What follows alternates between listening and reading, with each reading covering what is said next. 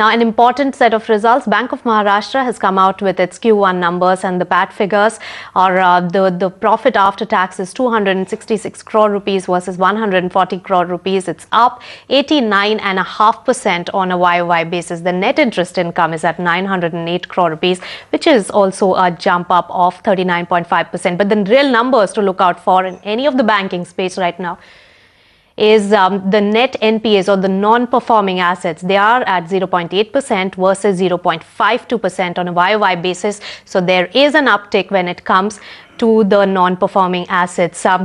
Let's straight away go across to the management of the bank. Mr. CVR Rajendran, who is the ED at Bank of Maharashtra, joins us on the phone line from Pune. Mr.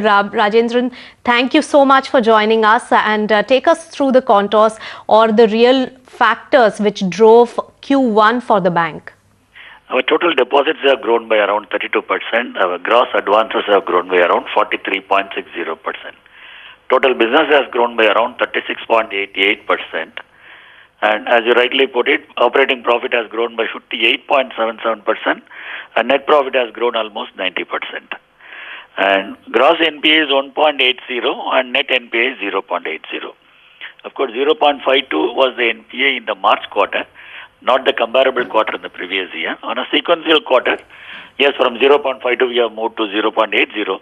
From 1.54 we have moved to 1.80. Still our provision ratio is around 76.50% today.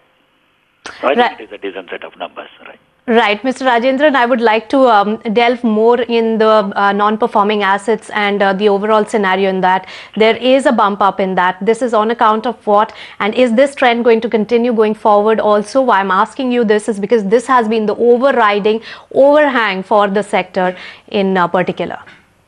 No, the economic scenario is not great. And we are seeing that more and more accounts are showing some kind of stress in the economy.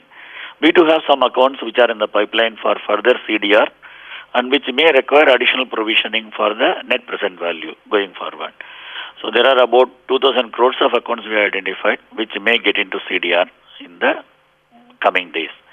And to that extent, my provision requirements have to go up in the next quarter. And how do you see the recent RBI's measures impacting your cost of funds at this point, and also the margins? And are these measures really continue for another month or so? RBI has said it is temporary. We are one of the very few banks which have reduced the base rate from 10.25 to 10%. So as a result, of course, other banks which are not reduced have a better net interest margin. Our net interest margin for this quarter is 3.02. It may have a slight impact because the funding cost has gone up now. The bulk deposit market has reacted sharply. And our dependence on bulk deposit market is not very huge. So there was about 2,000, 3,000 crores of liquidity deficit which we found on the day on which RBI came out with these measures and mobilized the resources to that extent so that we will be neutral. And to that extent, there will be some push-up in the cost will be there.